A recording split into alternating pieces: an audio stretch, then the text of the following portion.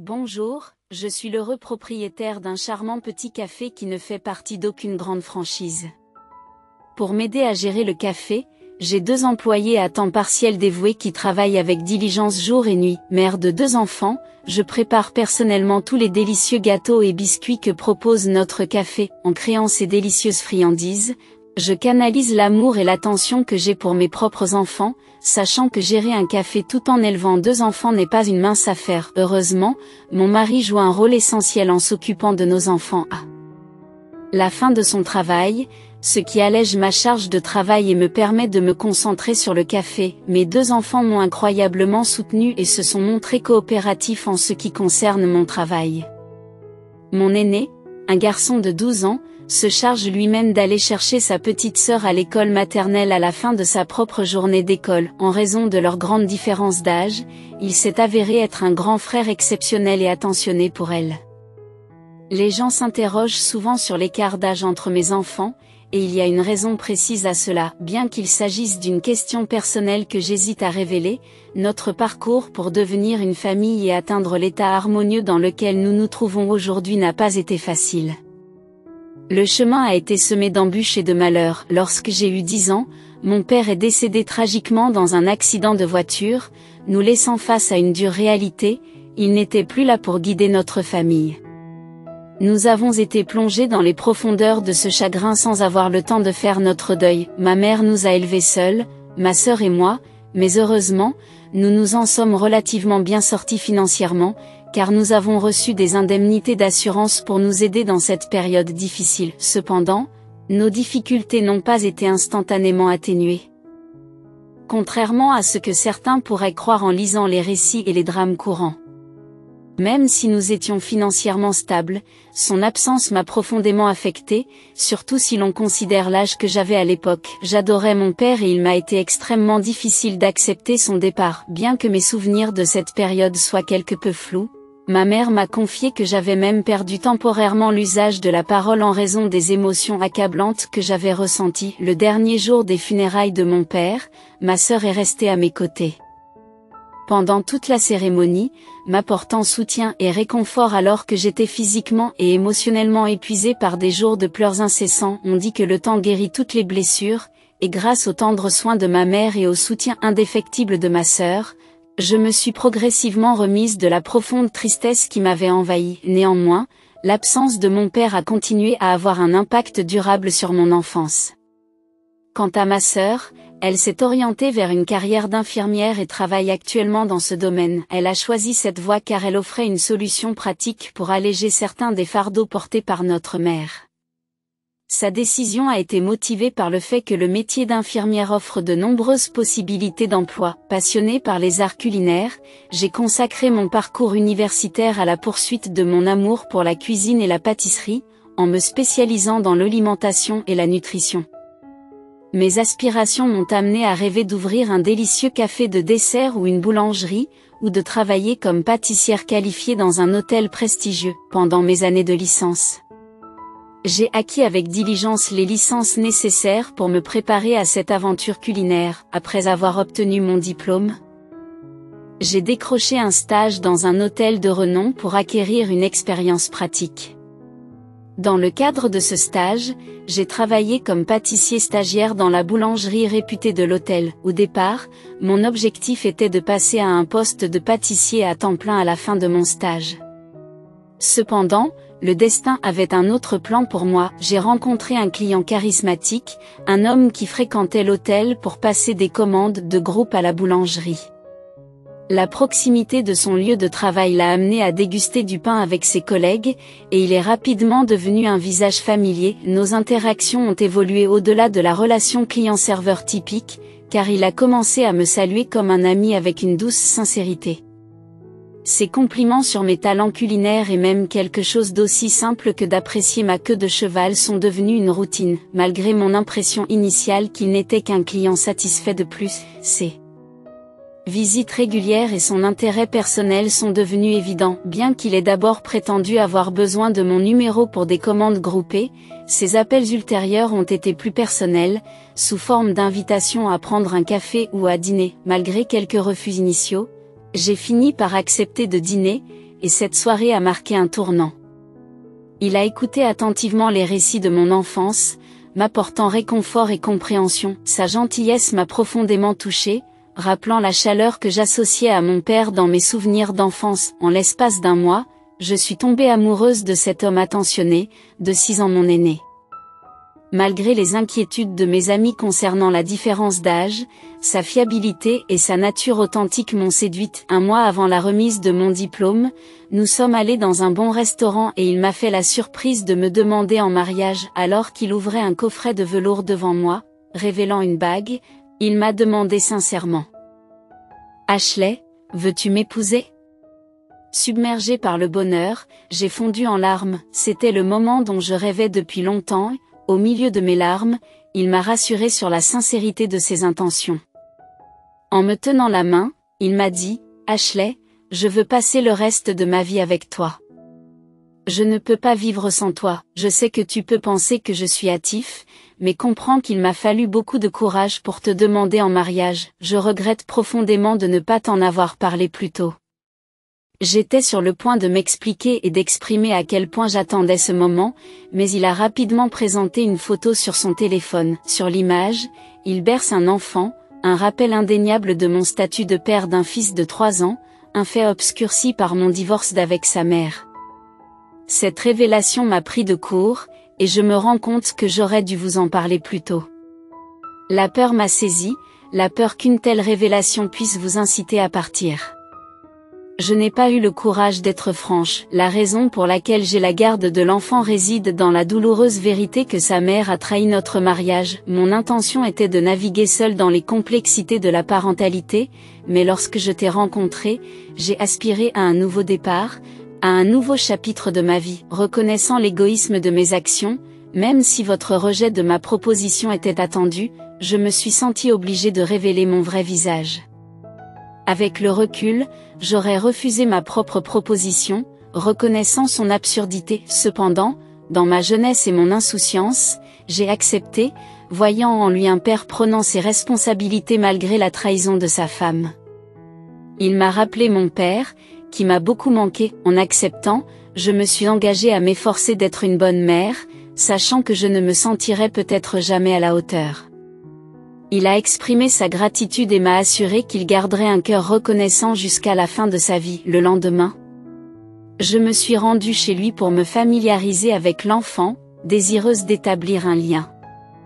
Sa mère, apparemment sans prétention, m'a remercié d'avoir accepté sa proposition. Malgré les circonstances difficiles, elle s'est inquiétée de voir son fils supporter toute sa vie le fardeau de la monoparentalité en raison des blessures infligées par son ex-femme. Ma mère, en revanche, s'est fermement opposée à notre union, exprimant sa fureur et son inquiétude et se demandant si je comprenais la gravité de ma décision. Pour tenter d'infléchir l'opinion de ma famille, mon petit ami a rendu visite à mes parents tous les jours, essayant ardemment de gagner la confiance de ma mère et de ma sœur.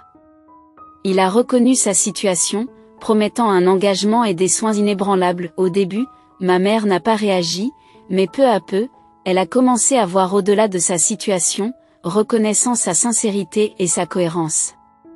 Finalement, elle a donné sa bénédiction à notre mariage. À l'époque, le fils de mon petit ami avait 3 ans.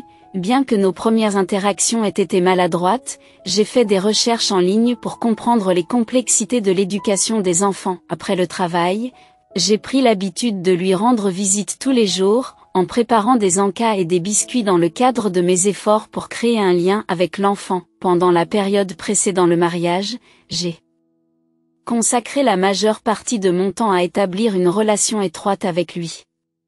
On dit souvent que la véritable dévotion se reconnaît avant même la cérémonie du mariage. L'enfant a commencé à m'appeler maman et s'est progressivement ouvert à moi, formant un lien fort. Il m'embrassait affectueusement en m'appelant sa mère. C'était irrésistible, car c'était un enfant incroyablement adorable. Malgré les inquiétudes de ma famille et de mes proches, le mariage s'est déroulé sans encombre et j'étais profondément amoureuse de mon mari. Cependant, je ne pouvais pas me résoudre à pardonner à son ex-femme, qui avait abandonné leur propre enfant pour un autre homme. Après le mariage, j'ai emménagé dans la maison de mon mari.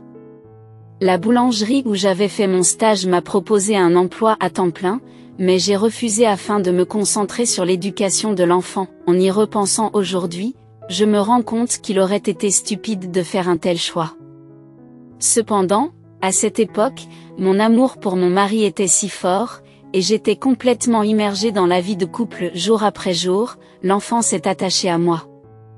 Il me tendait la main et m'appelait maman en présence d'autres enfants, comme s'il voulait leur montrer qu'il avait désormais une mère. Ce spectacle m'a rappelé ma propre enfance. Au début, ma mère et ma sœur étaient hésitantes avec l'enfant, mais elles ont fini par s'y attacher avec le temps. Ma sœur s'est entichée de mon neveu et l'a couvert de cadeaux. Jusque-là, je pensais avoir une famille heureuse et j'étais fière de moi. Cependant, cette vie de rêve a volé en éclats en moins d'1 an lorsque j'ai divorcé de manière inattendue. La raison de notre divorce était la liaison de mon mari, qui a été révélée environ 7 mois après notre mariage. Cela s'est produit lorsque j'ai accidentellement vu le téléphone portable de mon mari et que je suis tombée sur quelque chose qui ressemblait à l'intrigue d'un drame fou. Sa liste de contacts était ornée d'émoticônes en forme de cœur, et les SMS qu'il avait échangés étaient remplis de mots intimes et de photos explicites.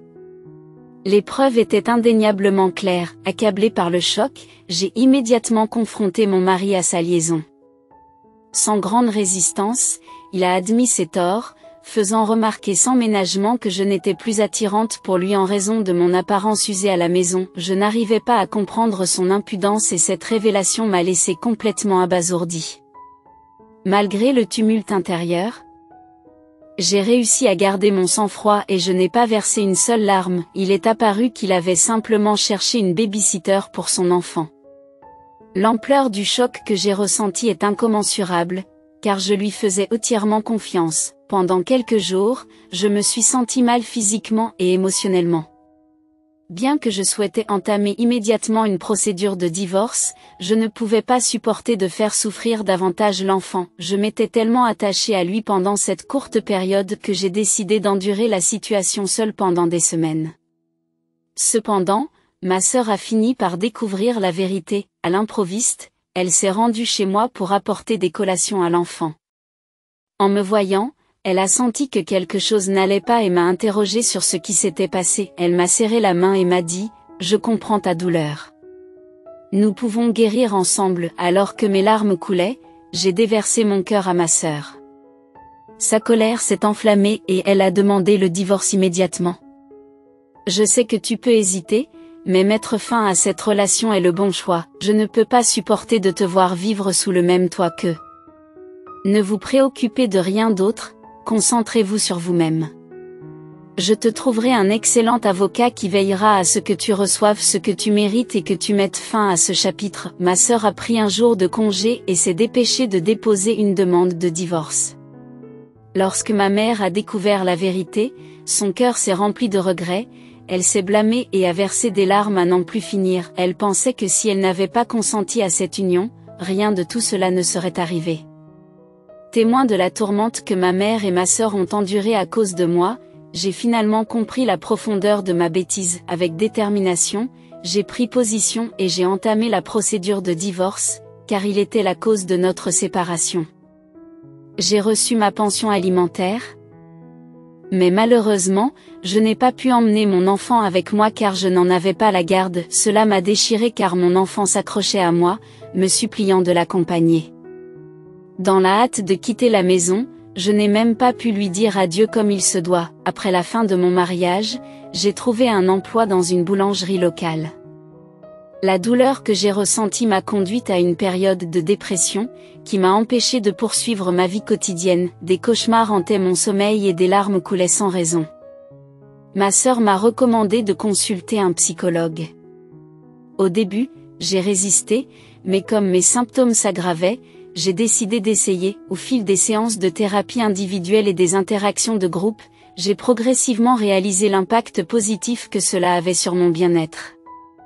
Le scepticisme s'est transformé en volonté de m'ouvrir et de m'engager activement dans mon propre processus de guérison. Au cours de l'une des séances de groupe, je me suis rapprochée d'un homme de 4 ans, mon aîné. Il avait consulté un thérapeute parce qu'il se sentait coupable de ne pas avoir protégé sa sœur, Tragiquement décédé d'une crise cardiaque causée par le surmenage de son corps. Ses organes étaient gravement touchés, en particulier son système digestif. J'ai moi aussi éprouvé un profond sentiment de honte, ce qui m'a empêché de poursuivre ma vie et d'entrer en contact avec les autres. Dans un état de désespoir, j'ai trouvé du réconfort dans cette communauté de soutien, où mes larmes ont trouvé du réconfort dans la présence de ceux qui comprenaient. Alors que l'homme partageait sa propre histoire, les yeux remplis de larmes, j'ai ressenti une profonde connexion. Nos séances ont progressé et nous sommes devenus l'un pour l'autre un système de soutien. En me tenant fermement la main, il m'a assuré qu'il comprenait ma douleur et que nous pouvions guérir ensemble. Il m'a serré la main et m'a enlacé chaleureusement, les yeux brillants de larmes. Dans ce moment poignant, il m'a parlé avec une grande sincérité. Tu as fait face à tout cela avec une force incroyable, merci d'avoir eu le courage de partager votre histoire. Votre résilience est vraiment louable, et je vous suis reconnaissant d'exister. Ces mots ont éveillé mes émotions et m'ont fait monter les larmes aux yeux. Je n'aurais jamais imaginé que quelqu'un puisse m'apporter un réconfort aussi sincère. Nous avons échangé nos coordonnées ce jour-là, puis nous nous sommes rencontrés en privé au fur et à mesure que notre relation s'approfondissait. L'affection que nous éprouvions l'un pour l'autre s'est transformée en relation amoureuse. Il est vrai que je nourrissais une certaine inquiétude, craignant d'être à nouveau blessé. Cependant, je ne pouvais pas me résigner à une vie de traumatisme, alors j'ai fait un acte de foi. Il s'est avéré être une âme compatissante, qui a progressivement pansé mes blessures. Près d'un an plus tard, il m'a demandé en mariage, mais avec une révélation inattendue. Il y a quelque chose que je dois partager avec toi, a-t-il commencé. J'ai un neveu, le fils que ma sœur a laissé derrière elle. Actuellement, c'est l'ex-mari de ma sœur qui l'élève, mais je veux prendre cette responsabilité. Si vous êtes d'accord, j'aimerais l'élever comme si c'était le nôtre. Bien sûr, vous pouvez refuser, mes parents sont prêts à prendre la relève. L'ex-mari ne leur a pas permis de voir l'enfant, ce qui les a beaucoup déçus. J'ai l'intention de demander la garde de l'enfant, ce qui entraînera une procédure judiciaire. Je vous en informe à l'avance et j'espère que vous comprendrez. La difficulté qu'il a eu à exprimer cette situation m'a mise mal à l'aise, mais j'ai reconnu l'importance de cette décision. Il s'agissait de leur petit enfant, et la famille méritait d'avoir la chance d'être en contact avec lui. J'ai promis mon soutien pendant que nous préparions notre mariage et l'imminence du procès. Alors que la date du procès approchait, une révélation a fait surface, ajoutant un rebondissement choquant.